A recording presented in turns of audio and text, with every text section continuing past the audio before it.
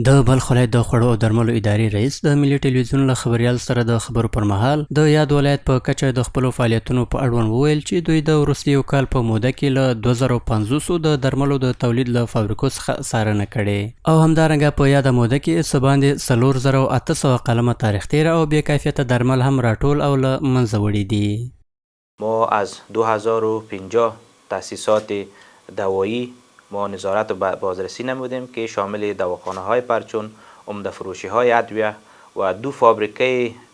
تولیدی ادویه که در ولایت بلخ است. ما از اینها نظارت نمودیم. در نتیجه 4820 قلم ادویه تاریخ گذشته و بی‌کیفیت و همچنین غیر مجاز را ما جمع‌آوری کردیم و هدر نمودیم. ښاغلي توانا زیاته کړه چې په دې موده کې د بلخ ولایت مرکز مزار شریف ښار په بیلابیلو سیمو کې نوي درملتونونه چې فعالیتونه یې د دغې ادارې له نورمونو او معیارونو سره په ټکر کې وتړلي او ورسره له نږدې 1500 تولیدي کارخونو څخه یې هم څارنه کړې ده. ما از 1480 تأسیسات غذایی که در ولایت بلخ یعنی کارخانه ها و همچنان فابریکات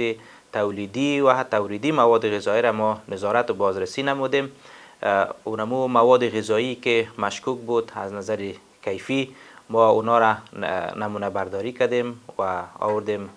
لابراتوار نمودیم. اگر نتیجهشان مثبت بود دوباره اجازه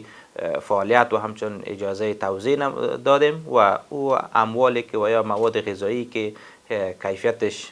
فاقد کیفیت بود و اونا جمع‌آوری شد و هدر شده.